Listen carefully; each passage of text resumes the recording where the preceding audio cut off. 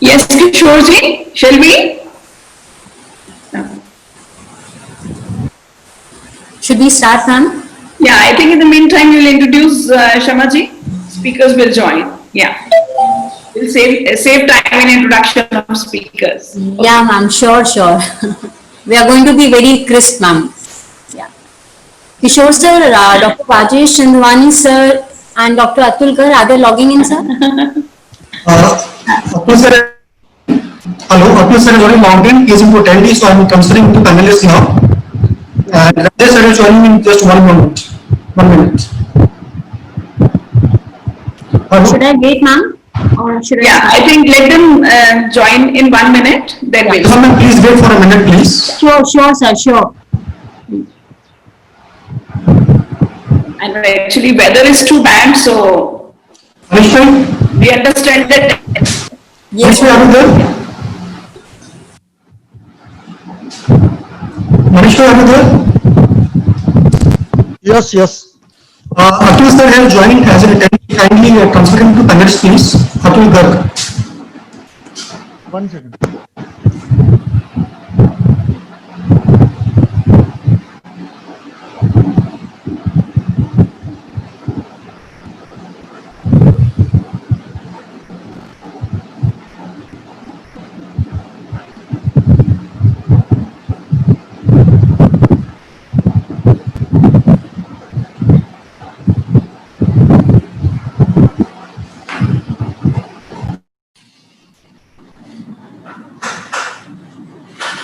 Yeah, I think.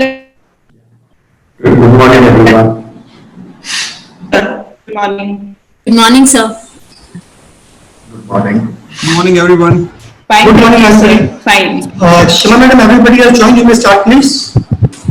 Okay, sir. I think we are yet to hear from Rajesh, sir. Rajesh sir has joined. Kishore, then. Yeah. Rajesh sir has joined. Ask me to unmute him, please. Yeah, I think he has joined, but he has not switched on his video yet. Yeah. Maybe because of There. the bandwidth, ma'am, sir may choose to not on the video. Could be. Yeah. So I think, Shamaji, let us commence this. Rajesh sir, are you audible, sir? Yeah. So good morning everybody. I, Dr. Kshama Sharma, and my faculty colleague, Mr. Kishore Sharma, on behalf of School of Business, Auto University, welcome all the panelists and the participants on the day 2 of the 2-day conference on challenges and changing roles of the placement officer COVID-19 across these schools. Because of this pandemic, the pressure were too high, the fears were very high, whether we would be able to survive and navigate it also or not. But during this entire course of the journey, all of us have realized that this could be rather a possible blueprint for very exciting times to come. And it is going to stay for a very long time. But then, even before this crisis, because of the changes in the technology, because of the changes in the work culture and the working style, there was always disruption, which required changes in upskilling yourself, reskilling yourselves, and bridging the gap between the employability and what was required in the market. And post-pandemic, this aspect has become even more important and even more urgent. And therefore, the theme for the technical session today is sector-specific competency mapping to enhance the employability of the B school students. And to address and to make the proceedings further, we have with us a group of eminent personalities from across the industry and academia, Dr. Rajesh Chandwani, Mr. Atul Garg, Mr. Neerav Mandir, and Dr. Monica Suri with us. We welcome all of you, sir, on board.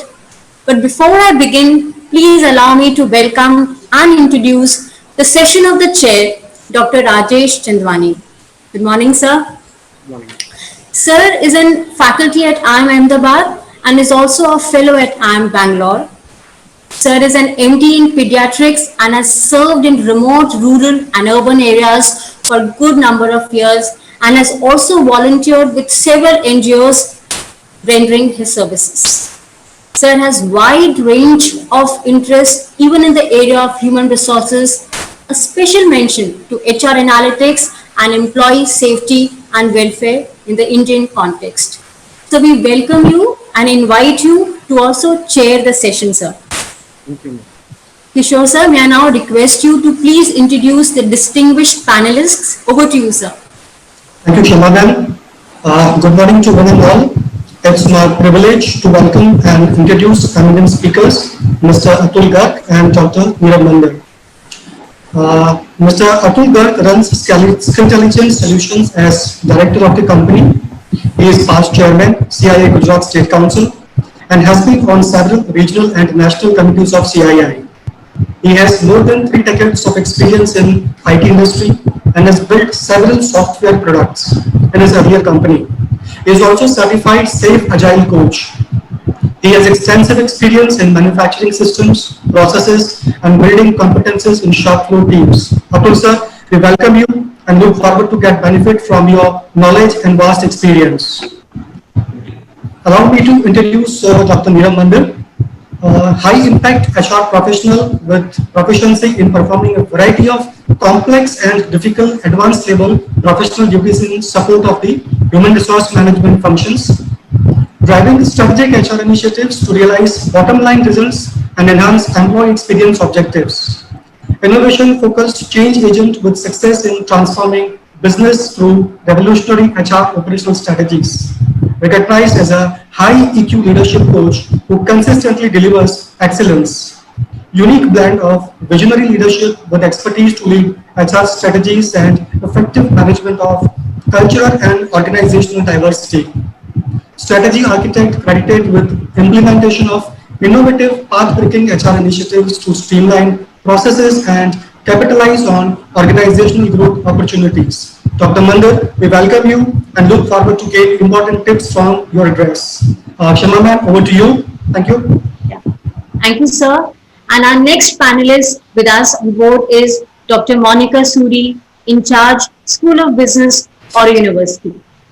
Ma'am has over 22 years of experience in the area of marketing, and besides being a very active researcher and an academician, she is also actively engaged in conducting training sessions across corporates in the area of behavioral science. Ma'am is also associated with some of the esteemed universities of our country, and she is with us today as a very distinguished panelist. Ma'am, we welcome you and invite you as a panelist, ma'am. Yeah. Thank you, Shama. I'm one of the hosts, by the way. So please don't embarrass me by introducing as a panelist. Yeah. Yeah. And now, not taking much time, I would like to transfer in the capable hands of Dr. Rajesh Tindwani, and also I invite you once again to please chair the session, sir. Over to you, sir. Thank you so much, ma'am, for inviting, and thank you, Oro University, for giving me this opportunity to talk about the challenges and changing role of placement officers and what are the industry requirements and deliberation on those topics which are very in the intersection of academia and industry. So coming to the last point which I just mentioned is the intersection of academia and industry. Many times India has got a lot of educational institutes. See, if you want to do PhD in India, it's not a problem. We churn around 30,000 PhDs per year. So we have so many PhDs, we have so many higher education centers, BE, BTech, you can, now seats are empty for BE, BTech, and you will be surprised that even for now super specialization, DM cardiology, seats are empty. So people can join if you give exam and you pass. So if you get 0, then also you can join. You should not get negative marks. Okay. So there is some passing cutoff which you get and you join because there is no competition for those posts. So many times you will see nursing schools closing down, BTech colleges closing down, MBA colleges suffering.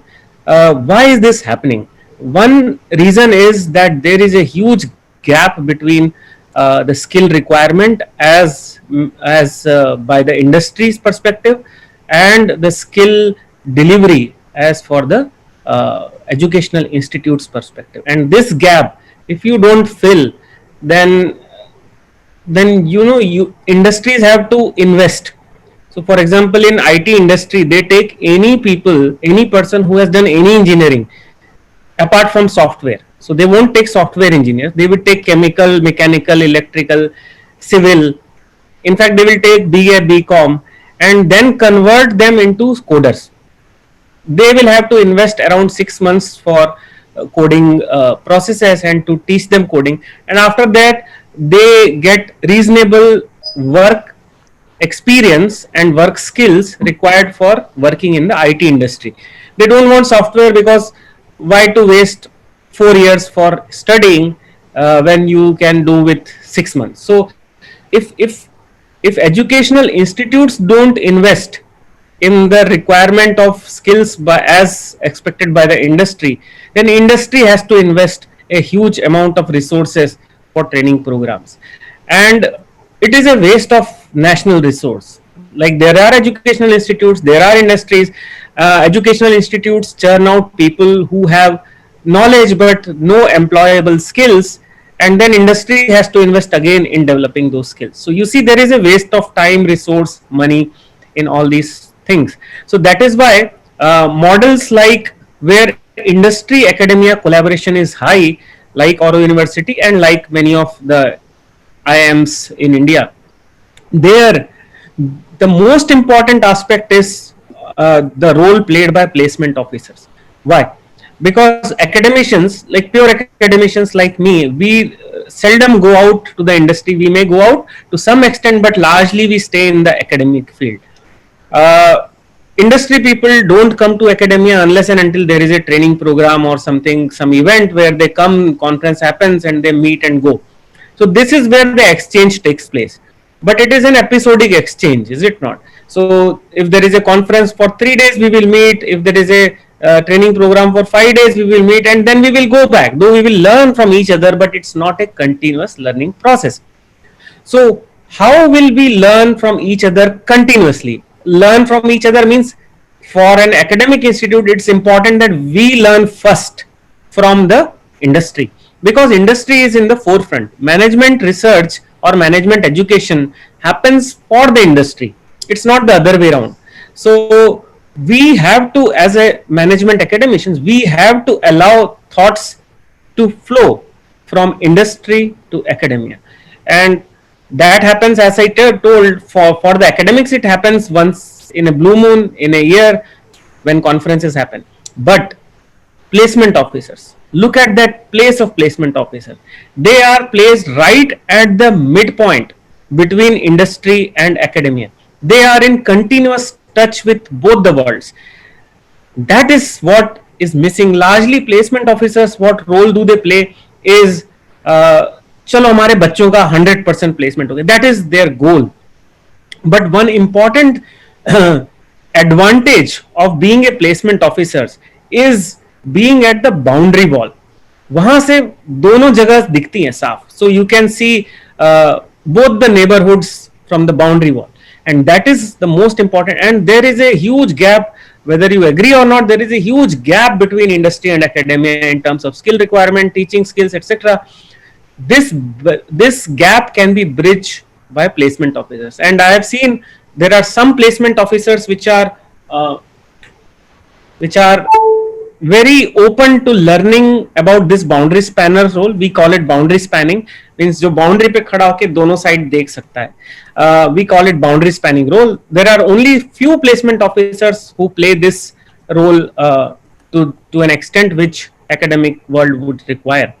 I think that is where we should start. How will we make the placement officers play the role of boundary spanners? Because we as academicians will not go to the neighborhood so often. The neighborhood also will not, neighborhood means industry, will not also come to our campus so often. जैसे नीरव भाई हैं, he comes to our campus once or twice in a year. But but if we see placement officer, he might be interacting with him, the placement officer, very often.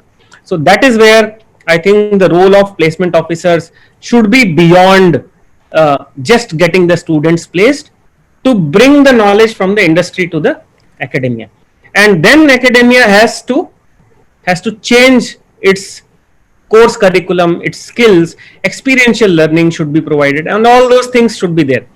The second part, which I would, this is nothing related to COVID. Whatever I have said, it's relevant pre-COVID, post-COVID, and during COVID every time. It's about the gap between industry and academia in general. Now coming to the COVID perspective, I think in the COVID times, one very important aspect which has come up is as managers, what do you have to manage? So we think managers have to manage production, so employee staffing, skills, यही सब करना रहता है.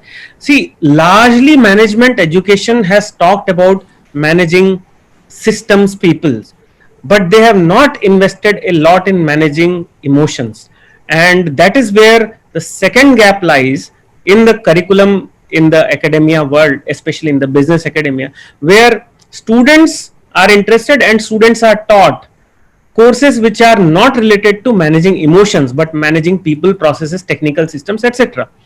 And what happens in the field is you have to manage emotions, because they say if you manage logic, you have managed only 10% of the workforce. 90% of our human body is emotional. So हमारे ग्रंथों में लिखा गया है कि there are 5 कोश है.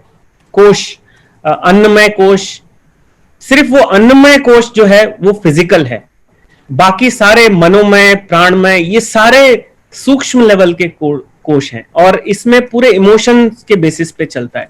So I think that is where our curriculum is missing. One of the biggest emotions which has, and there are 3 basic emotions: love, anger, and fear.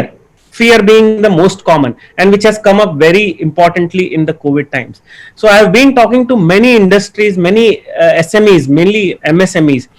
What they say is the employees are suffering from great fear. What is the fear? अगर मैं नहीं गया तो नौकरी जाएगी. If I don't go, my job will go.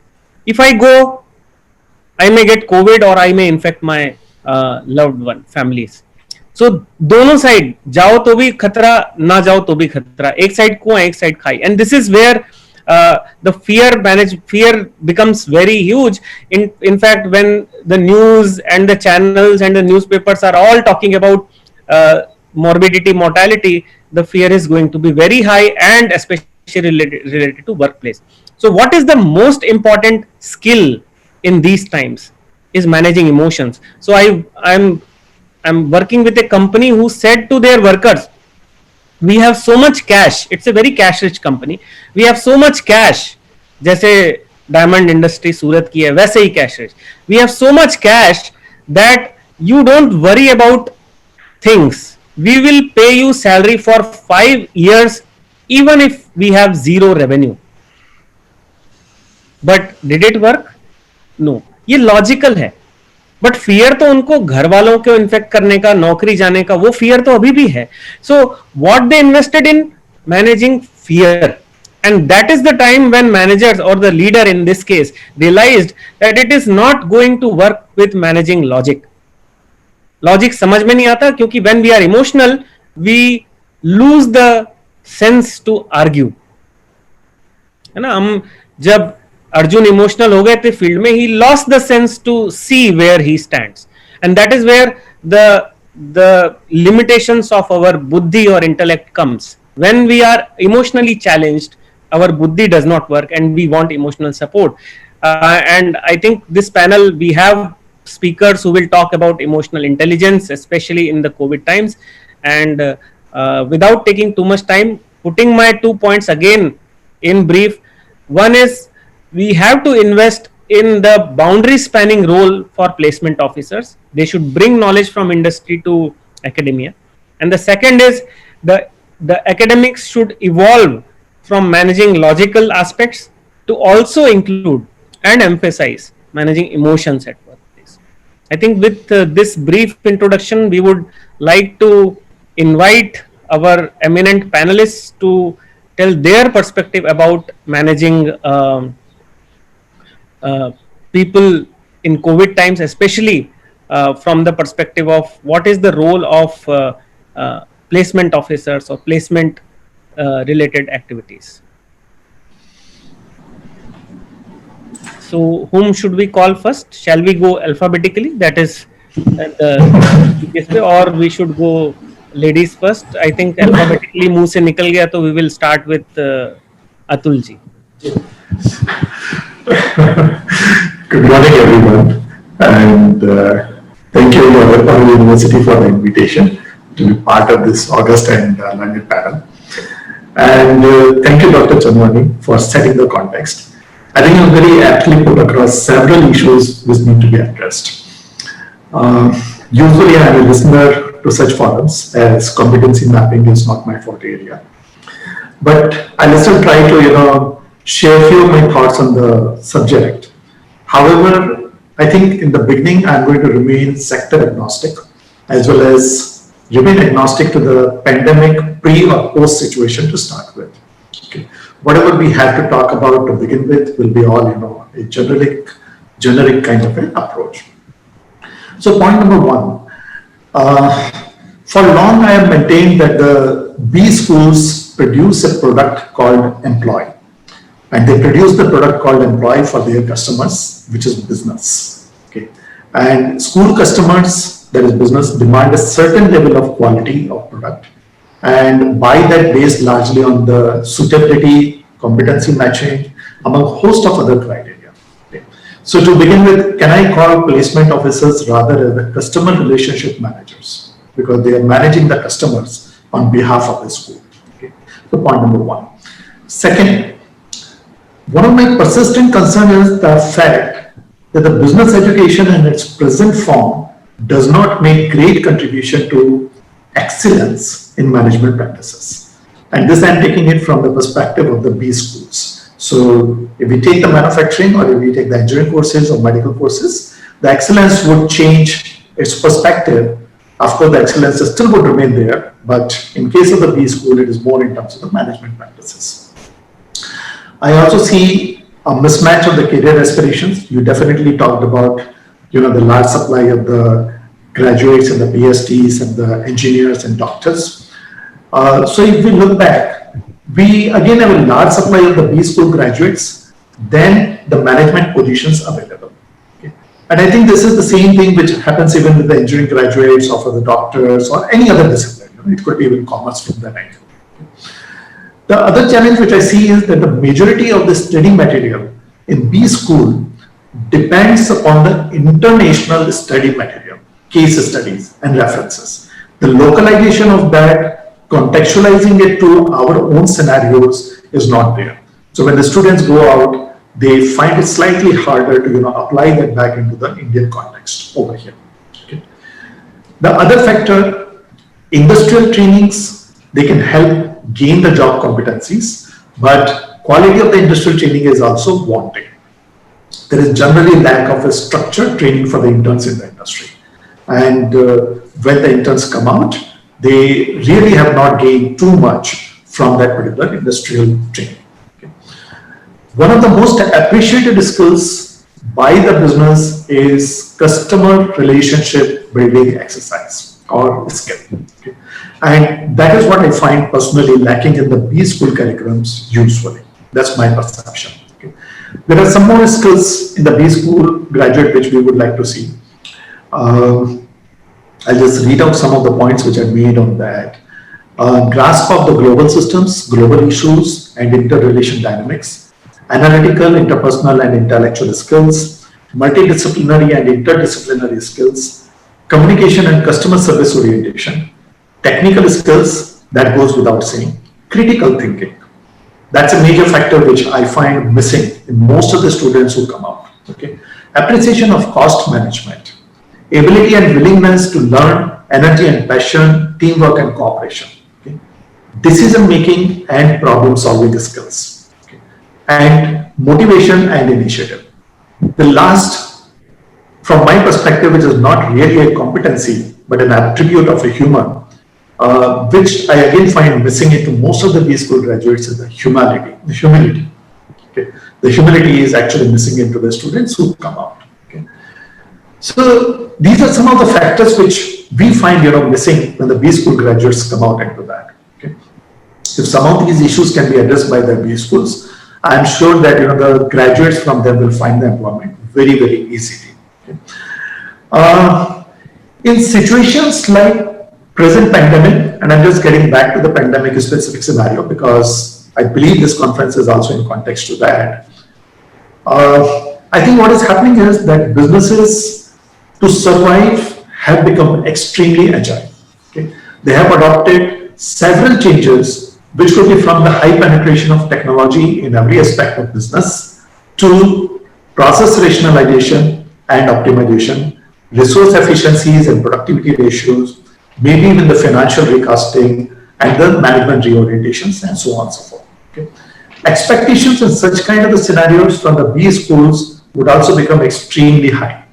The adaptability of the B school graduates, their agility, focus on excellence, customer orientation, critical thinking, maybe even the problem solving skills, they all will become the core competency requirements going forward. So if we have the schools providing these kind of the skills, I don't think that the placement officers will really have a challenge into ensuring that the graduates become employable.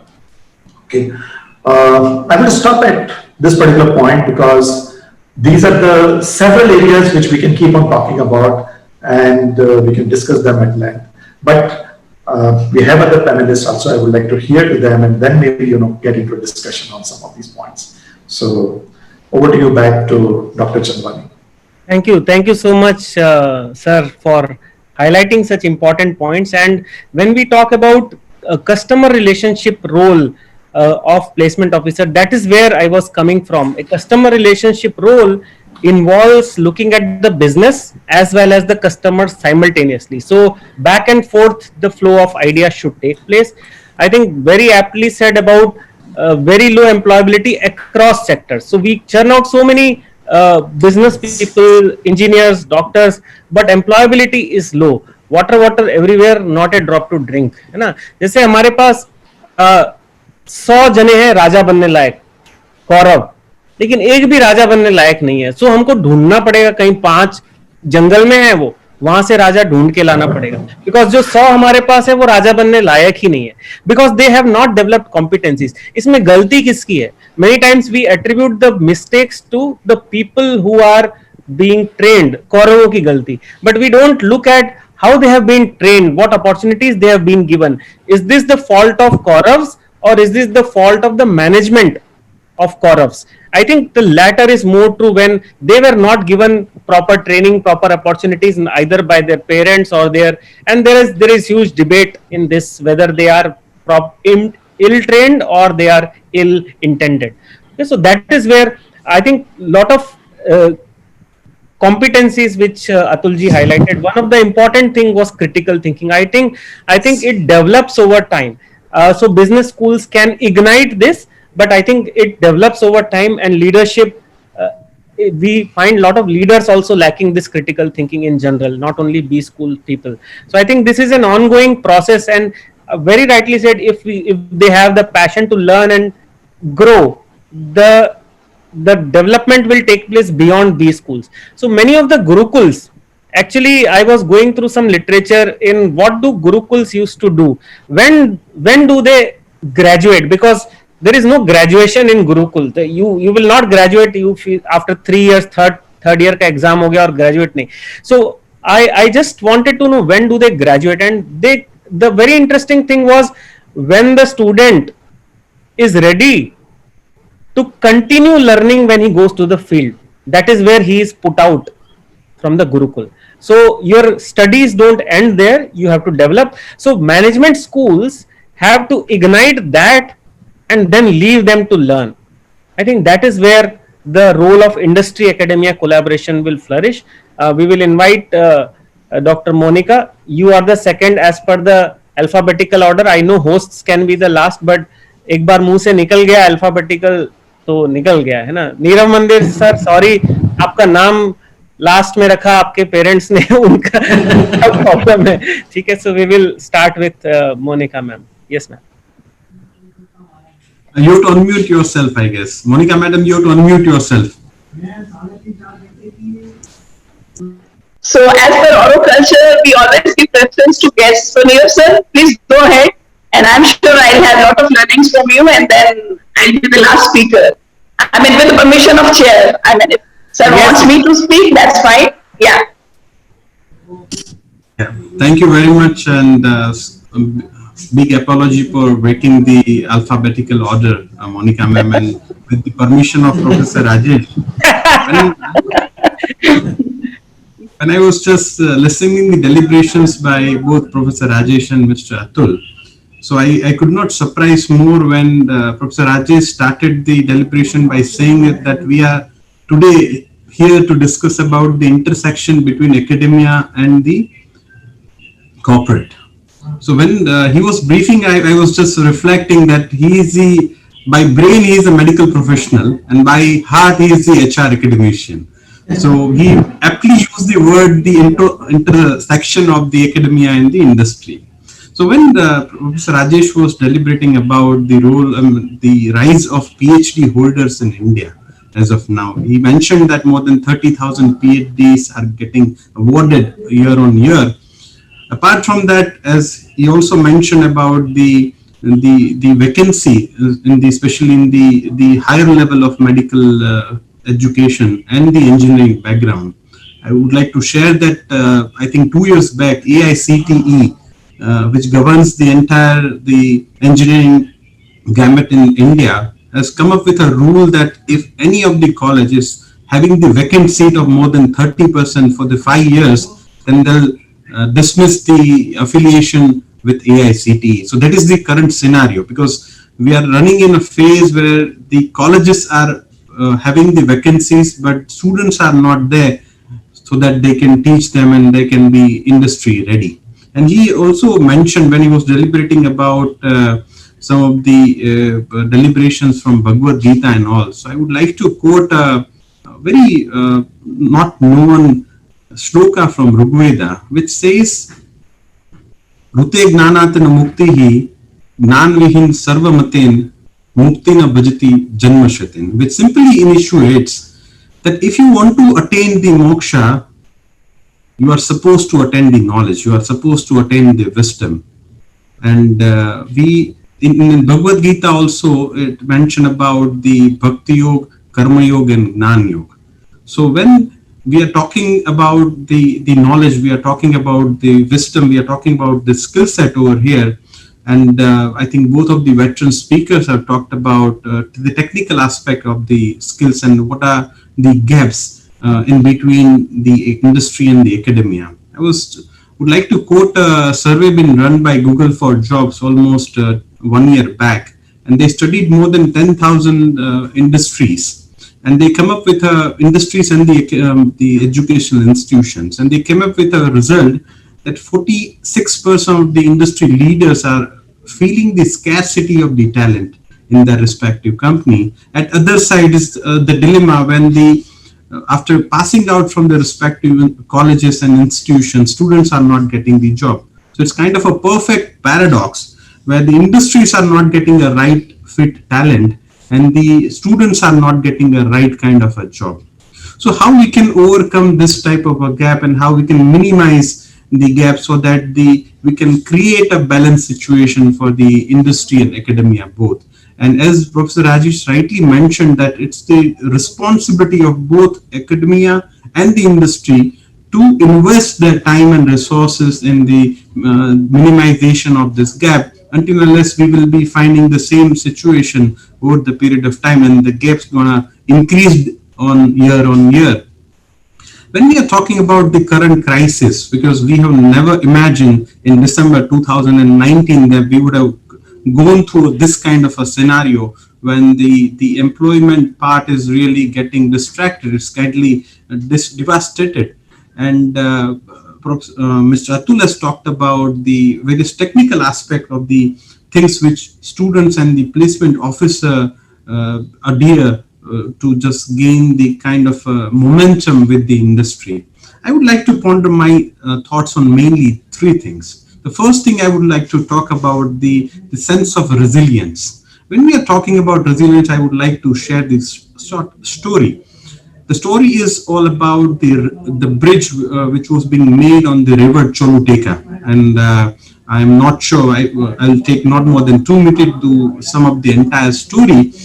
So, in the district of Honduras in Central America, which is known for the kind of a very fatal monster kind of a not the volcanic but the floody situation is continuously be prevailing in that particular region, and along with the floods there also the twisters which is keep on coming, and very nasty twister which comes on that particular region, and there was a river was passing by.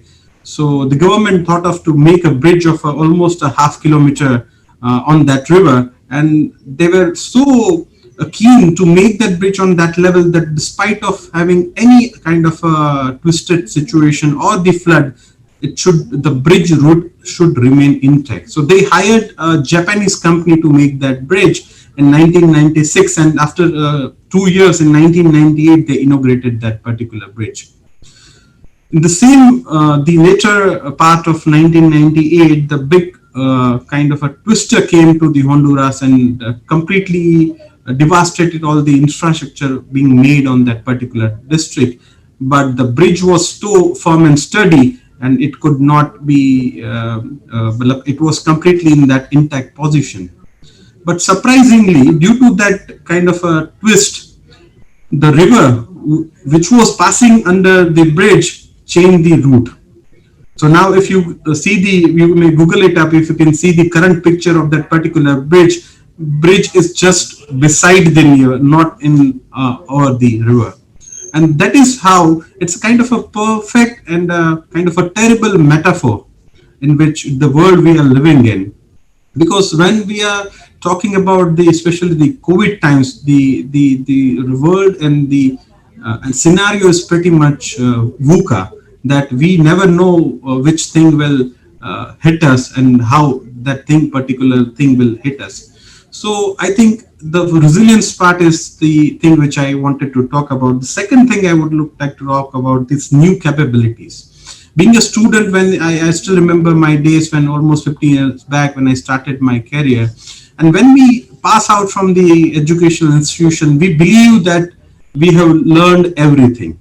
And the moment we believe that we have learned everything, it's like we are actually there in a decline stage. Because when you are, as Professor Rajesh also talked about, the mixture of a theory and practical, and he has also touched upon the Gurukul culture, and we are rightly there in the Gurukul culture because all of the graduate level and the PG level, the final year students are yet to be graduated, and due to this pandemic we are not being graduated yet. So we are perfectly there in the Gurukul structure. But the point I would like to make it over here is when we are coming out from the education institution and coming back in the industry, so we believe that we are knowing everything, and then that particular nuances which has been fed in our brain hampers our growth, especially in the early time, because we are getting into the conflict with our superiors, our subordinates, and by that particular notion, which is kind of a pre-fitted human behavior. So one has to invest in their self at any given point of time, because the moment you feel that you learn everything, it's complete, you are lost in that particular hierarchy. And the skill set which you are holding that particular time, it's not required that the skill set may help you 1 year down the line or 2 years down the line. So one has to keep on invest in the learning the skill set throughout the lifetime, if you are like till the time you are working as a professional. And I was going through the data shared by NSDC, the average skill set which is like prevailing as of now, especially in the context of India, the expiry date is not more than 1 year. So it means that within 1 year you need to either invest in your skill set or either it becomes redundant. So I think there's a second point which I wanted to talk about. The third and last point which I wanted to make it over here is the hope. because Atulji has also talked about some of the technical skill sets. So I'm focusing more on the behavioral aspect.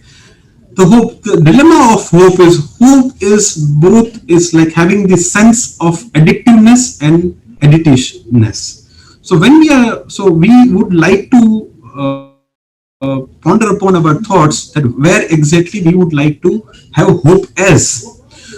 When I'm saying addictive is like if we believe that okay, God will do everything and we don't need to do any efforts to achieve our goals, then even God will be able to help us. So there is a saying which also says that do your best, God will do the rest. So just if you want God to help us, you have to do your efforts. Otherwise, it's become a kind of addictive culture, and we believe like everything is lying on the God, and He will do, or any goddess will do anything for us. But how to transform the sense of hope into addictive part to the additive part? Additive part, it means when we are talking about the value addition, we are talking about the continuous learning. So this is 3 points I wanted to touch upon, and I'll be discussing the few other interventions as we proceed further. Thank you very much. Thank you so much, Dr. Nirav, for highlighting the importance of higher order skills. The higher order skills become important that the things on the ground are not constant, and then you can change. आज आपने Excel sheet सीख ली, कल आप कुछ और सीखेंगे, Excel Prime सीखेंगे, whatever you will learn. But if you have the sense of how the things work, you may learn any skill, whatever the industry throws up. And that is the importance of higher level skills. And he talked about 3 very important skills of or capabilities or competencies related to resilience, new learning capabilities, and hope. I think that is where the importance of bringing all of those things together lies. So I was remembering one incident of Yaksh Prashnavali, when Yaksh asks many questions to Yudhishthir, and Yudhishthir gives very thoughtful answers to Yaksh about them.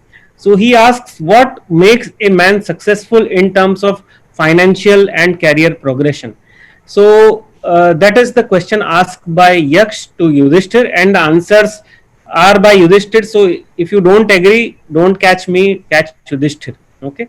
So he answers that there are 4 aspects, and all of these we will see that are higher level aspects except the first one. The first one, he says, is knowledge.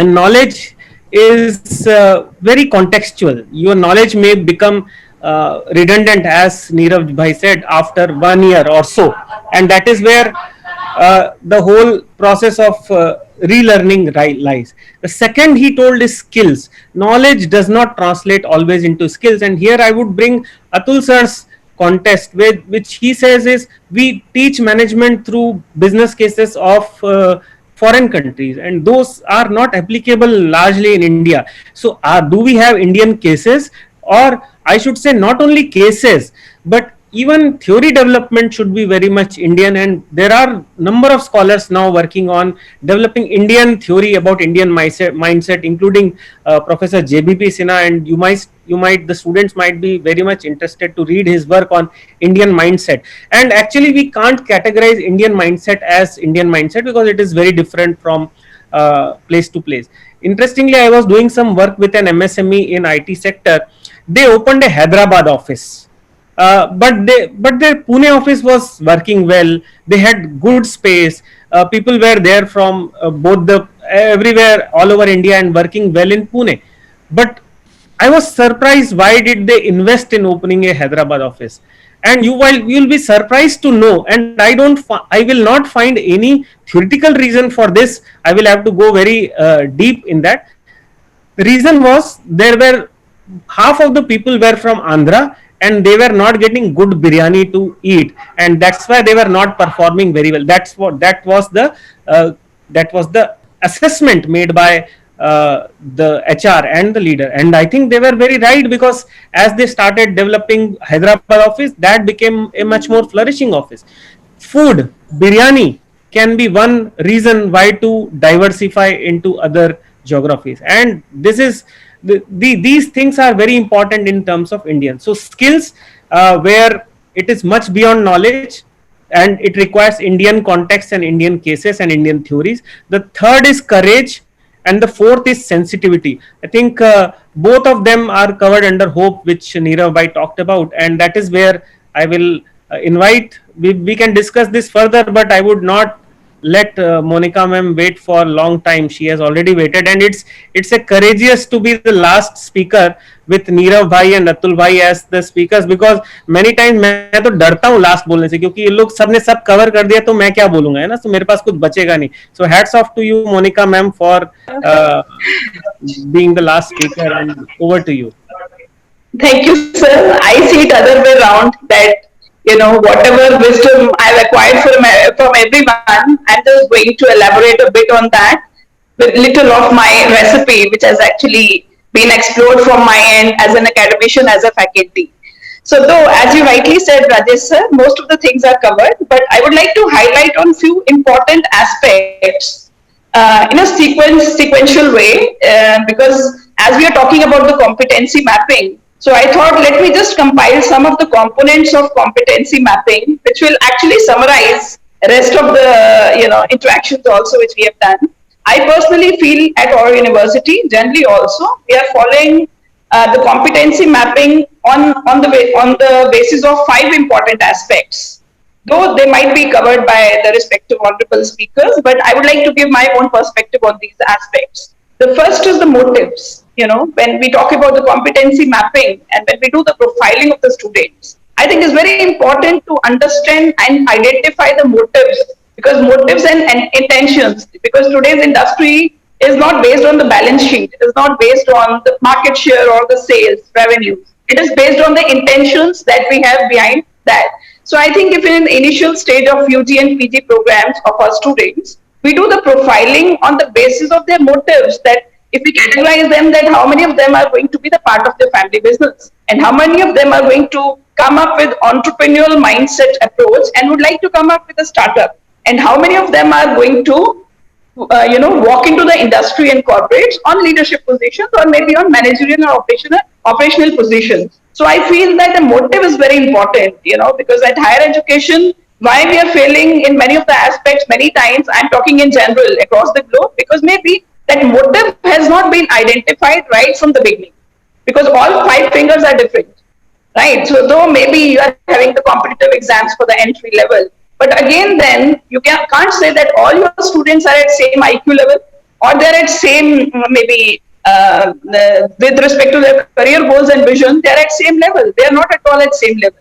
So I personally feel that the motive behind that particular profession as a professional, and motive, obviously it is two-way. It is not from the side of employee. And when I'm opening an organization, obviously I have a vision. So only the vision will not sustain me, because it's not the question of sustainability. It's the question of survival at this time of COVID-19. And for sustainability, I may need a vision, but for survival, I need good intention, right? I need a good motive, that whether I need to sustain or I need to just, it's all about perform and perish kind of environment, culture which has been created because of COVID-19. So I feel that the most important component, firstly, which I highlighted, is motives. We need to understand that what is the motive of B School? Are we here to actually groom the students for entrepreneurship? Are we grooming them from the industry perspective? Are we grooming them that they can be best fit in industry in any position in the multitasking roles? So I think all these things need to be defined right in the beginning stage with the students profiling. Generally, many of the institutions, they may prefer to do profiling at the later stage when placement is very close. So at Oro, whenever students enter during the orientation, in the first semester on the first day, we do 1 week of students profiling, so that we should understand their strengths and limitations, their limitations and strengths and their weaknesses, and start working right from the first day on these aspects of their behavioral and technical grooming. So first is motive. Second is traits. Obviously, traits are also required. Otherwise, when we see the Kingfisher, I hope it was the first choice of the flyers in some point in time. So what went wrong? It was actually the traits. I mean, when I say traits, it is actually related to the personal dimension and personal orientation of the person who is behind that particular organization. They could be leaders, they could be founders, they could be employees, and they could be team members. So I feel that trait analysis is very important aspect that we need to start doing from beginning. And I feel that as I'm doing a lot of behavioral skills training, and I got a great opportunity to be with ArcelorMittal, GAIL, ONGC, and many of the military and paramilitary forces like BSF Tikanpur, IITBP Mussoorie. So I've seen that when we do such kind of need analysis before the trainings, and we understand the traits, and then we start customizing the training accordingly. So what will happen when we identify the traits right in the beginning, that which student is at which level of their personality, and how I need to groom, how much hard work I need to do on all 50 students, or maybe there are some students who are self-driven and self-motivated. You need not to pay much attention to them, they are highly self-motivated. But some students need some kind of mentoring support, guidance throughout. So I personally feel that traits is very important aspect of competency, which need to be taken care of right from the beginning once the employee enters into the organization or any student enters into any program of higher education. And thirdly, as many of you emphasized on knowledge. So again, as you said, that knowledge on the blink of eye, the content, sir might have said that maybe in next month or so, the times are gone when we used to say that the whole year will have the same content curriculum. Right? So now we are having the advisory board in place, and we are taking the continuous guidance from the industry that tell us when we need to change the nomenclature of the various titles of modules and when we need to add some new modules into it. For example, in this particular semester after COVID-19, we realized that design thinking is very important aspect of industry, and we included it as one of the modules. And business intelligence is another.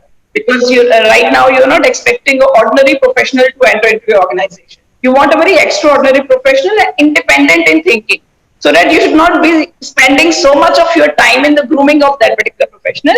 He or she is ready to perform, right? Because in industry also, like in finance, we are performing non-performing assets. So when the workforce comes to a particular system, again, some of them are performing assets for the industry and some are non-performing assets. And you heard 80-20 rule everywhere. But I think after COVID-19, only those people need to feel insecure about the jobs who are not competent and who are not the performing assets. And the people who are hardworking 24/7, their belongingness is high, their commitment is high. They need not to worry. You will not believe me that people who are secure and who are highly competent in terms of their belongingness, they don't have any chaos at this point in time of COVID-19. They are still performing, right? They are still maintaining those high standards of performance. So what I'm trying to say is like traits are very important as well as the knowledge is equally very important, because knowledge gap, again, everything becomes outdated. Generally, we used to say after 1 year, but I think now after every month, we need to revamp and rethink, and we need to redesign and restructure the curriculum from the placement perspective and from the employability scope also. And attitude, Oro University has always believed in that we believe in integral education, and we always believe that holistic development of students in terms of their mental, emotional, psychological, and spiritual aspect is very, very important. And you might have seen that only those organizations are sustaining today in COVID-19 with very positive attitude and a concern and well-being for their employees. And there are many who are actually not caring about the employees at all at this point in time also. But there are some many organizations, like we never heard that Asian Paints will double the salary of their employees. Generally, whenever it comes to best practices with respect to employees, only one name comes in our mind, and that is Tata's. But I think at that point in time, Asian Paints shocked us when they doubled the salary of their employees, and it was disclosed through various news channels across the globe. So I think these all things are there, and attitude, obviously, no compromise on that, because the days are gone when you need more of your people who are thinking for you and who are creating and designing vision for you, because you don't need more of eyes in your organization. You need the employees who are becoming your hands, because eyes, it's the leadership responsibility to visualize and they create a vision for the organization. But I think more of the helping hands you need. action-oriented leaders you need, action-oriented people you need. And again, my due apologies if I say this, because generally we always say about the leadership styles and leadership and art of leadership.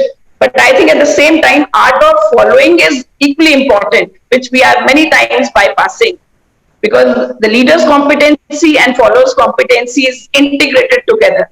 Right. So many times we are doing seminars and webinars on leadership styles and all, but I think that at the same time we need to learn the art of following, and as a art, as a follower also we need to learn the art of following. It's like sounding like this, that remembering all the fundamental rights and forgetting the fundamental duties, and as employee, from that perspective, I'm saying. Last but not the least is skill sets. Obviously, we need those people who can do multitasking and multi-skilling. Because the days are gone when I used to say that I'm a marketing professional, so I'm looking for a marketing job. So I've seen many of my friends and co-workers across the world who are working, and they have done engineering and ended up by being the vice president. So we need to every kind of job, every aspect of business. So this is what is the multi-skilling and multitasking talks about. So and then to conclude my talk, I'll say that all the students and placement cells across the universities, they should take care of VIPs of the students. When I say VIPs of the students, I'm talking about values of the students that has to be inculcated right from the beginning. When I say I stands for integrity, interest and integrity, because students' interest also need to be kept in mind, because we are student-centric universities. So the focus should be on the students and their grooming. So V stands for values, I stands for interest. Their interest need to be kept in mind. As I said that right in the beginning, if we do the profiling and we understand that this one of my student wants to go in family business, another student wants to go in corporate, then at least as a faculty, I will be aligned to the interest of that particular student, and I'll start my personal mentoring with that student in those lines only. That will save his time as well as our time also, and for the better and effective grooming. So VIP. P stands for values, interests, personalities. Obviously, personality, no compromise. And when we say personality, generally we misunderstand personality with a very professional dress code and beauty and outer personality dimension. So I think inner personality, the attitude for work, the attitude of belongingness, that when you're joining organization, how much you're getting involved in every process of the organization and how much value you are adding to the existing system. I think all these things matters a lot. So VIPS. S stands for shared values, because no organization can sustain without shared values. So I feel that if we take good care of VIPs of our students as well as our own self, I think then the things will become little easy and comfortable, and we'll be able to groom self-sufficient professionals who can actually be ready for industry, and then industry may not have to spend long induction period timing with them. They can reduce the induction time because they have already been taken care of in technical behavioral skills at university level and school level.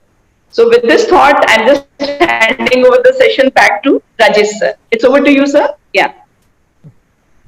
Thank you, Monica ma'am, and rightly highlighted the 5 aspects or multiple aspects, the holistic aspects of motivation, traits, module design, skill and attitudes. I think all of them are important in shaping the personality, as you said, the holistic aspects of the personality of students.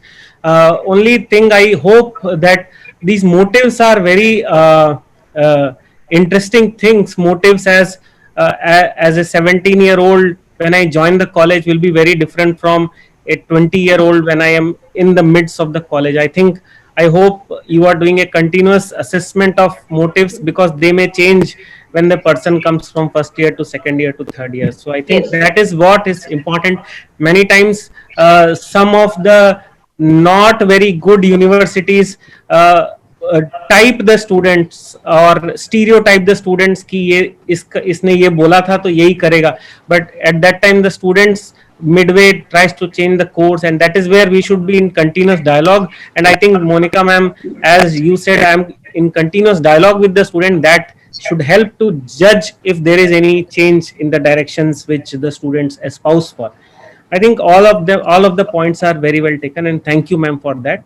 Thank you. So, ma'am also wanted to, ma'am, actually, how much time do we have, Sama, ma'am? Kishorji? Sir, we have 10 more minutes. 10 more minutes?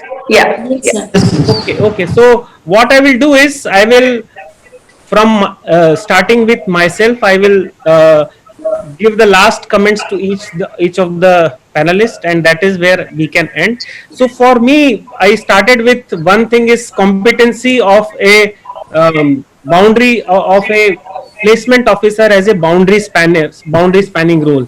That was one major competency, because then he can facilitate other competency mapping.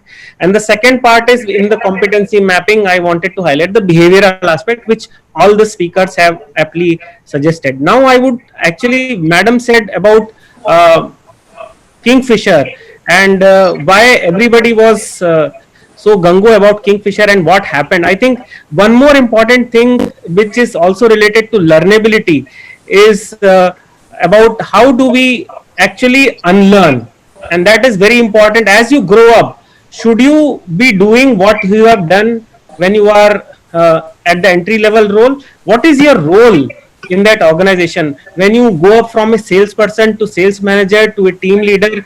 How the things you should not be doing, and if you continue doing those things which are dear to you, may harm yourself and the organization, is a very good example of Kingfisher. I actually decided not to not to invest in Kingfisher as soon as I saw this ad which ran for every individual who actually boarded Kingfisher. The CEO saying that I personally invest time in choosing air hostess. CEO's work is not choosing air hostess for the airlines. It is looking much more beyond at the higher level competencies, and that is why let me close this with a very interesting point. Is it audible? Not again. Yes, sir. Yeah, It's audible.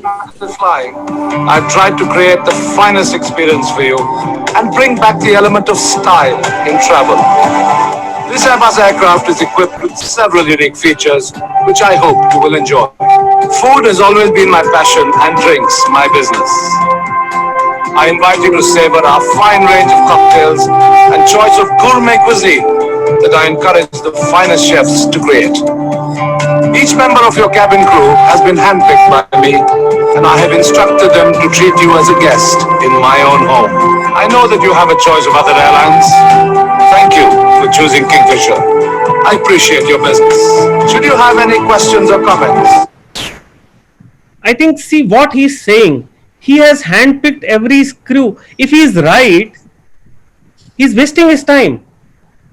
And what he's saying, if you listen to the whole 40 seconds video, he always says, I have chosen, it's my business, उसी का ही रहेगा फिर. Employees will not have ownership because he is so obsessed with I, and that is where the competency of taking people along and knowing what not to do when you rise up the ladder becomes very important. Selectivity in terms of what you are doing. I think that is where I would rest. Learning new competencies and new roles, new skills, but also changing your old roles if they are not relevant, let it go. Okay. So that is where I would end. I would invite again Atul sir to come and share his closing remarks.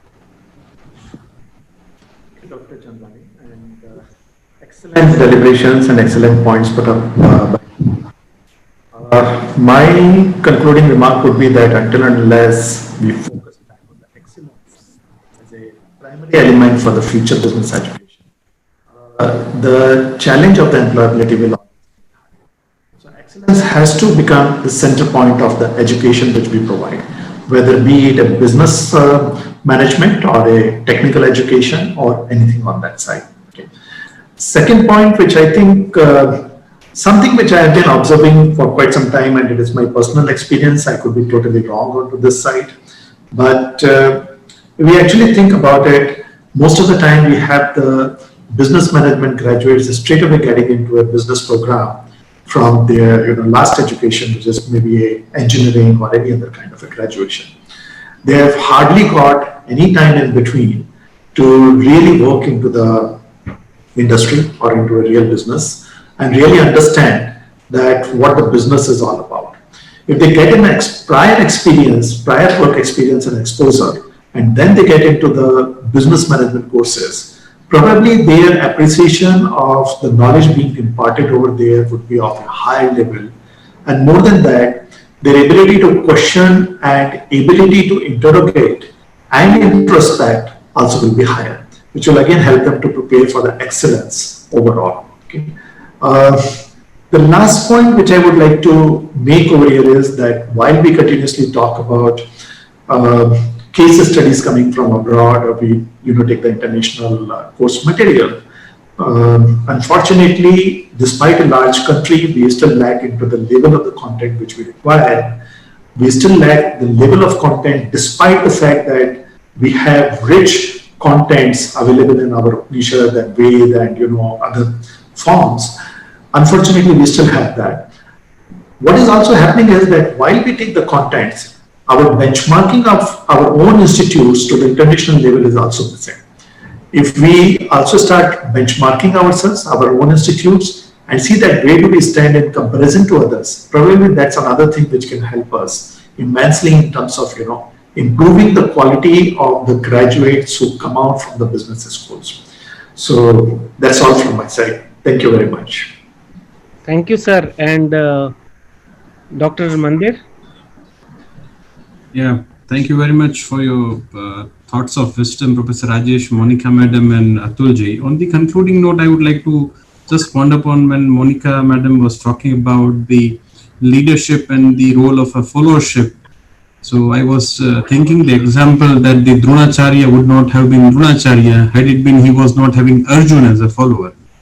So it's kind of the criticalities between both of the traits where the leaders are equally important, and if leaders would be following the leaders if there are no followers. So the role of leadership and the followership, they are going hand in hand.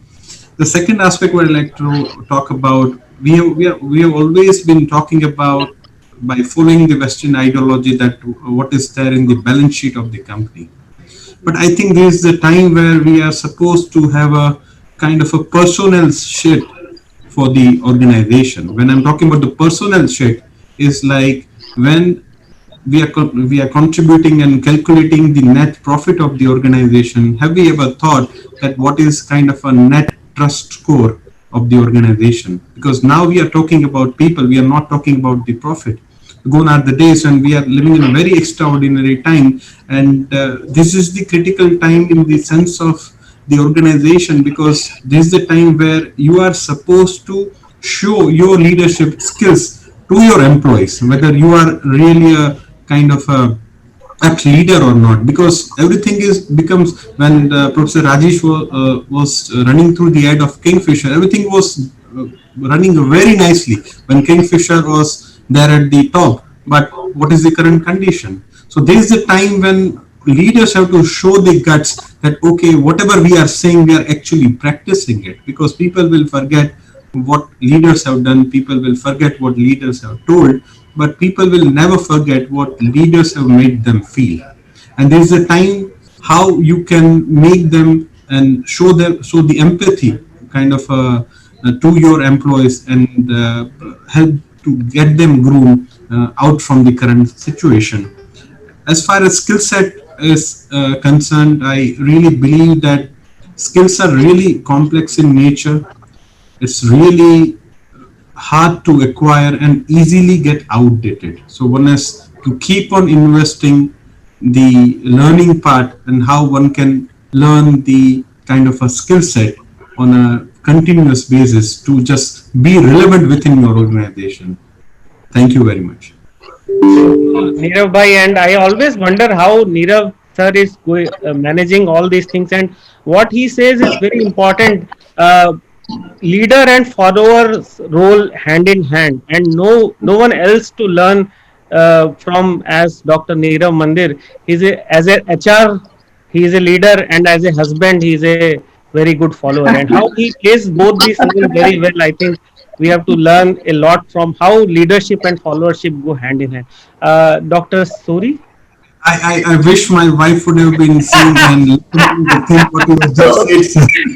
So no problem, Neeraj ji. The recording will be there on Facebook. So I'll share with you the recording of this. So Sure. yeah, yeah.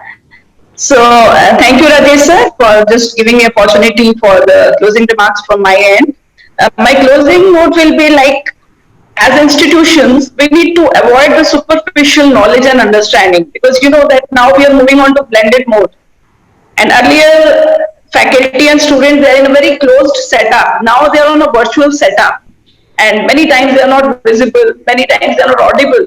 So understanding the proximity, understanding the technicality of that particular, specialization or module that we are teaching is a big challenge. But I'm glad to share with you that since last 3 months, Oro University is making a lot of preparations for faculty trainings with respect to our digital infrastructure and hands-on experience, so that we can give a very flawless experiential learning to students, because generally many of the academicians and institutions are thinking that now it is going online, so how will we able to maintain that experiential learning life project kind of culture. But I feel that there's a lot of scope to innovate many things, like their simulations. You just open the Google and you will find a lot of simulations on that. And IMA is helping us very closely, because we have signed MOU with them since last 2 years. And they have provided us with very good business simulations, very real-time simulations, wherein our students are getting hands-on experience in the area of marketing, human resource, international business, finance, supply chain, and many more areas of HR aspects also. So my closing remark will be like, students should not get restless. Faculty also need to maintain their equanimity in terms of their, personality traits, in terms of their academic traits, because this is the tough time for everyone. So until we'll not integrate, right? Because many times we are doing things in isolation. So that's why there is no performance, there is no outcome. So whenever we do anything in isolation, the outcome is zero. For example, this conference, this is the hard work of maybe 10 to 15 people, right? Maybe I am there in front of you, but the hard work of 20 people. Since last 3 months, they're struggling hard how to bring speakers like you. So what I'm trying to say is that integration of learning at all angles, from all perspectives. Even founders have something to learn. Owners have something to learn. Leaders like you have something to learn. Academicians like me have something to learn from this. So I feel that we should not keep the onus of learning only on the person to whom we are talking, right? So we always say that keep your expectations very realistic when you join the industry. Because when I was an MBA student, we are also being taught and ruled it that way at IMT Ghaziabad, that, you need to keep your, expectations very realistic. Don't expect from others in the beginning of 5 years of your journey.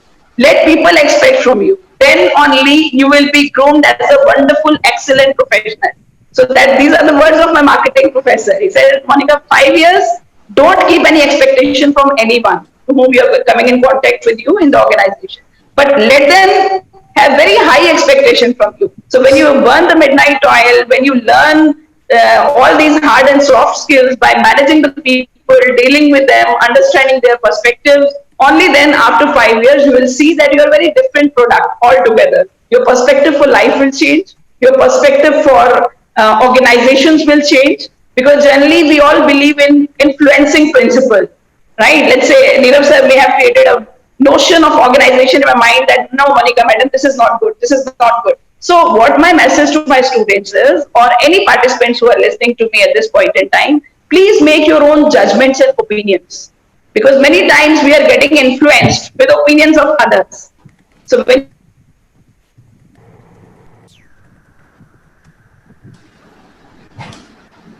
It got muted, Monica madam. It got muted. share with you, sir. Yeah. That's all from my end, sir. Yeah. Okay. Thank you. And we could hear the Dean Monica ma'am speaking when she talked Sir, about students. I would like to I'm head of School of Business. I'm honored Dean Rohit, sir. Okay. Yeah. Head of School of Business. Rajesh has talked about the future scenario, so he's in advance. Okay. So, Thanks for that, sir. Yeah. So, then we come thank to you, Dr. the- Monica, and Kishore ji, if we have time for 2 questions, and if there are any questions, We will take Uh, all the difficult right. questions to the panelists and easy questions to me. Just one question, sir. Yes, sir. The question comes here. In order to meet the challenge in the post-pandemic era, how should companies craft a talent strategy and develop employees' critical digital and cognitive capabilities, their social and emotional skills? Okay, so Atul sir and Nirav sir, do you want to take this question? I think Atulji may take up and Yeah. will be the right fit for this. Could you repeat the question, please? Yes, sir. In order to meet the challenge in the post-pandemic era, how should companies craft a talent strategy and develop employees' critical digital and cognitive capabilities, their social and emotional skills? Okay, so that's a difficult one. Multiple things. I think the companies themselves are also undergoing a huge amount of distress and they're into adoption mode itself. I was talking about this earlier also that the companies have to adopt huge proliferation of the technologies and make the adjustments to their financial structures and so on and so forth. Same thing would happen even along with the employees as well.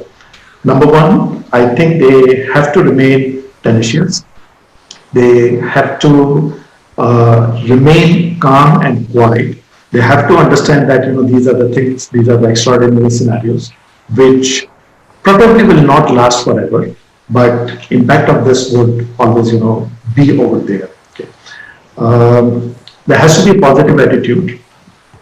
The employees have to have the complete faith in themselves.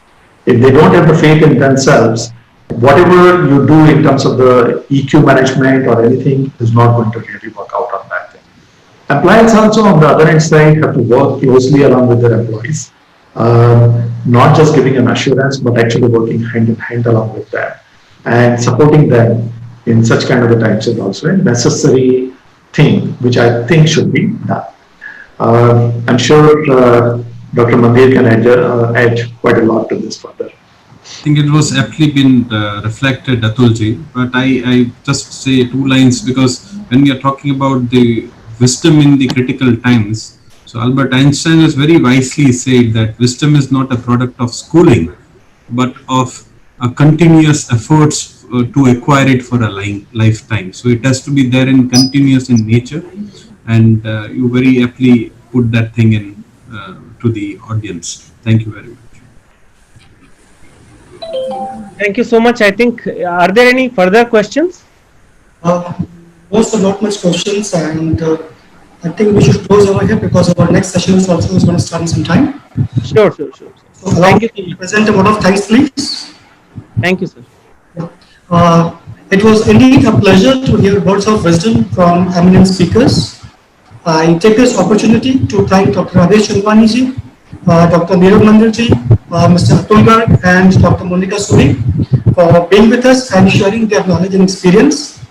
The deliberations will certainly help us in adding value to the overall learning of our students and making them ready for the challenges. I again thank you, all of you, for spending time with us. Thank you very much. Thank you.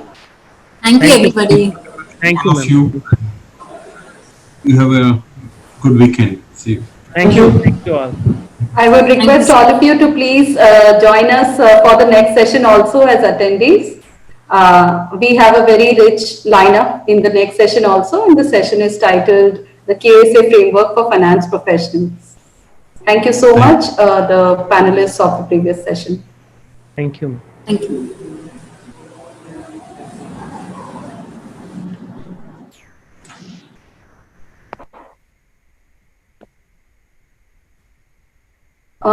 Manish ji, are we good to go? Deepak sir is joining. Yes.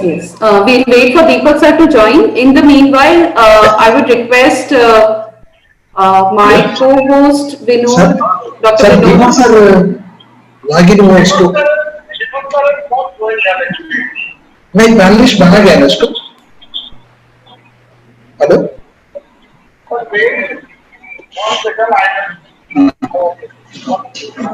Amanda sir, if you can just mute your mute, if you can just put it on mute mode. Yeah, thank you.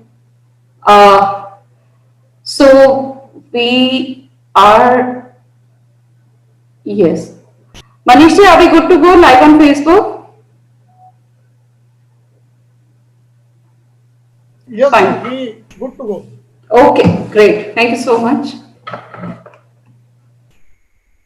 Welcome all. Welcome our panelists. Welcome our session chair. Nice to see you, Sundarajan sir. Okay. Welcome all. Welcome to the two-day national conference on challenges and changing roles of placement officers post-COVID-19 across B schools, organized in association with FICCI and BYJU'S. We are on day 2 and have had some very enriching deliberations from eminent personalities from industry as well as academia. The present session is also curated similarly. It titled aptly, the session is the KSA Framework for Finance Professionals. In the world of human resources and corporate education, the acronym KSA stands for Knowledge, Skills and Abilities. It is most often used to define the requirements of a job opening and compare the candidates when making a final selection. If you are looking for a job, a recruiter may be looking at your KSA profile. So its agencies applies to knowledge, skills and abilities model. Knowledge focuses on understanding of concepts. It is theoretical and not practical. Skills, these are the capabilities or the proficiencies which are developed through training or hands-on experiences. Skills are the practical application of theoretical knowledge. Abilities are the innate traits or talents that a person brings to a task or a situation. Many people can learn to acquire knowledge and practicing the skills that he or she requires, and that in itself is a skill. We are really fortunate that we have with us as our session chair, Dr. Surendra Sundararajan. Dr. Sundararajan is the Professor of Finance at the Faculty of Management Studies at the Maharaja Sayajirao University at Baroda. His educational background consists of a postgraduate degree in economics, in business administration and law, followed by a doctorate in finance. Early in his career, he was a lecturer of finance at the University of Wisconsin, Whitewater, USA. On his return to India, he worked for some years in the corporate finance division at Asia Brown Boveri Limited before returning to the academia. He again returned to teach at the University of Wisconsin, Whitewater during the academic year 2001-2. In September 2010, he received an award for outstanding teaching in the area of financial management from the Higher Education Forum in November 2010. In November 2010, he received the Devang Mehta Business School Award for the best teacher in financial management. So, ladies and gentlemen, you are really fortunate that we have as our session chair, Dr. Surendra Sundararajan. In fact, he is the first academician at MSU to be reinstated as a full-time professor post superannuation. I'm very glad to tell you that he is also adjunct faculty at Oro University. Without taking much of your time, I would hand over the reins of the session to Dr. Surendra Sundararajan to take it forward. Sir, it's over to you. Thank you, Dr. Meghna, for the introduction, and I assume that I'm audible. Yes, sir, you are. Perfectly. Okay. Yeah. Thanks also to the organizers of the conference for inviting me to participate in the proceedings. In fact, let me say without hesitation that I have been very enriched by listening to various speakers since yesterday. There is a wealth of knowledge, of insights, and also of predictions that have been shared by them. And definitely I am richer by attending all these sessions online. I also compliment the organizers for the choice of the theme. In fact, at this moment, I cannot think of any other theme that could surpass what has been the theme for this conference in terms of importance and in terms of relevance. and it is relevant not just to B schools, but to institutes which impart technical education in general. And I would say the larger student community also. Yes, the task before the placement officers and before the students, graduating students, is colossal.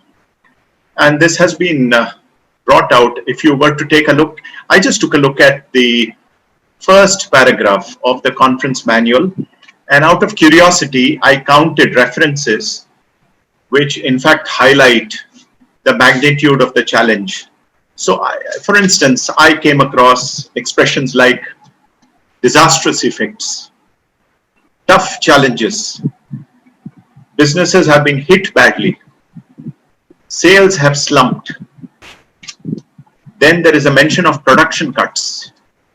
And somewhere else there is the use of the noun catastrophe. And this is just the first paragraph of 10 lines. So undoubtedly, the challenge is enormous. But as has been pointed out by earlier speakers, the question is, how should we think about the situation? So let me share an anecdote here, which involved Sam Walton, the founder of Walmart. And I don't know if this was mentioned earlier by any of the speakers. What happened was in the early 1990s, the US slipped into a recession. And Sam Walton was asked by someone, Mr. Walton, what do you think of the recession? And his reply was, well, I thought about it and I decided not to participate. I'll just repeat because it's very important. He said, I thought about the recession and I decided not to participate. Now, what comes out is the importance of inculcating a very, very positive outlook in the face of an immense challenge. So what did Walton do? Consistent with his attitude, he decided to invest more in marketing, innovation, technologies, and efficiencies. And as a result, Walmart's stock went up by 200% in the next 3 years. So you're talking of a tripling of the stock price as a consequence of his actions. So the lesson is very clear. Placement officers and students and faculty in general have to inculcate mental toughness and also have a very positive attitude. And if I can paraphrase Sam Walton, resolve not to participate in COVID.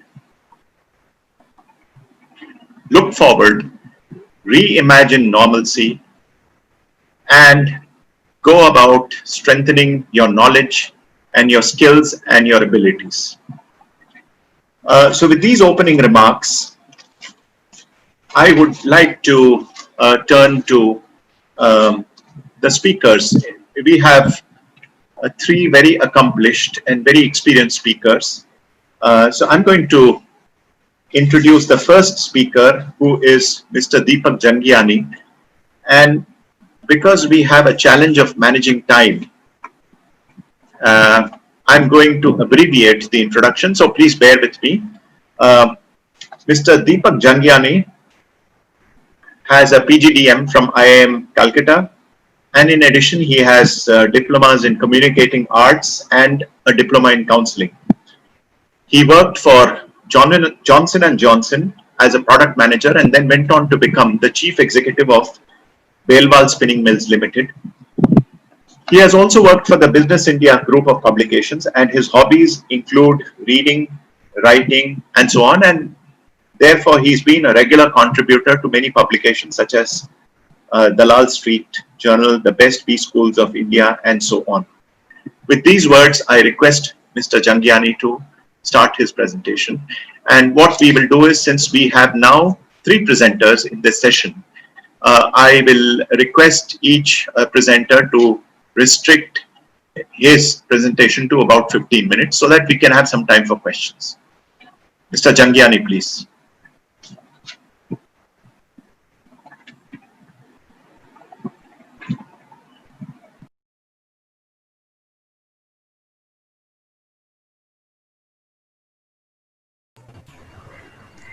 Am I audible? Can you hear me? Yes, sir. Yes, sir. Good afternoon. Good afternoon. Very good afternoon. It's been very interesting the last 2 days, and I must comment the coordinators, the organizers, and the speakers, because refreshingly, all the panelists and all the keynote addresses today and yesterday have been less theoretical, not bookish, but more practical. And I think that is what is really required in times like this, because when you have got so much of knowledge but less application, the need today is for application. We're going through a very difficult time now, a time that is unprecedented. There are no case studies on it, and there are no written norms or rules for it. So we will have to now ourselves make out the rules for this, the norms, how we're going to go ahead. Very simply, all the study shows that this corona virus is here to stay. It's going to become part of our life, and we have got to adjust and adapt to it, and in spite of it, keep doing our job so that we can keep growing. Bloomberg is predicting that there will be a 8% drop in the global GDP. Now this translates into business loss of 15%. There will be job losses of another 15%. There will be salary cuts of about 40%. All over, I would say it's not just a health pandemic, it is an economic pandemic. Everybody is going to face a very, very difficult time. And coupled with that is the fact that all countries are now looking inwards. So globalization has taken a backseat. You travel is not there. All these, there are so many variable factors all contributing to negative aspects in terms of growth and economy. And in fact, that is why I have quite a few students wherever I'm associated with B schools asking, is MBA or B education worth it anymore? And my answer to them is that there was a crisis in 2008, financial crisis. And 2 years after that, there was a spurt in growth. And I would expect even this year that by people joining in 2020, by 2022, when they're ready to graduate, things would have normalized and there would be a spurt in terms of requirement of able and knowledgeable students, executives, because the business quickly come to what is really being faced by our students is that in May, when B school students and engineering students were contacted, more than 50% of them expressed anxiety in terms of the placement. The placements were not there, and in fact, major institutes like IITs, IIMs, MDI, SP Jain, ISB have all reported that offers which are given, pre-placement offers given to the students were rescinded, or they were held, they deferred. Payment cuts were suggested and offered. A lot of these things were happening which created an era of uncertainty. And the students are definitely at sea to face it. Today, I think it's very simple to say what are the new skill sets required by the students, how will they face these outcomes. But I think one has to look at it that this is not a problem of students. This is a problem of the ecosystem of education. Everybody from the institute, the faculty, the placement officer, the student, everybody is involved. It's an integrated approach that will have to be taken. And coming to that, I would just say, let's take each one of the stakeholders of the institution. Somewhere I read, and that made a lot of sense to me, that things are changing so much. Our admission systems are all focused on CAT, which is really measuring IQ. The student of today, the executive of today, faced with so many difficult negative parameters, needs not just IQ, he needs an EQ. He needs an SQ, social content. And most importantly, he needs an AQ, the adaptability quotient. Are we giving him all that? When we are screening students for admission, are we screening them on all this? No. We're screening them simply on IQ. And therefore, the intake is only coming in based on IQ, based on grasping ability, based on reasoning, and they're very good theoretically.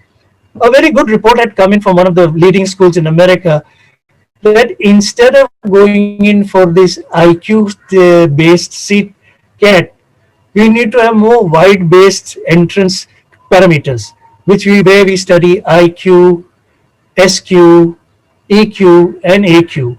And another theory which came and which I found quite interesting, in fact, they said that before taking in students, why don't we make it compulsory that they go through basic knowledge of marketing, finance, HR?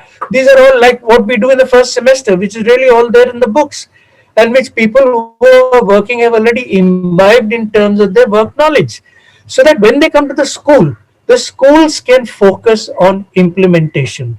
The schools can focus on how to get them to become more digitally oriented. Digital knowledge will be there as a requirement, but how they get oriented, how they use more of it, how do they interact with other people in different schools.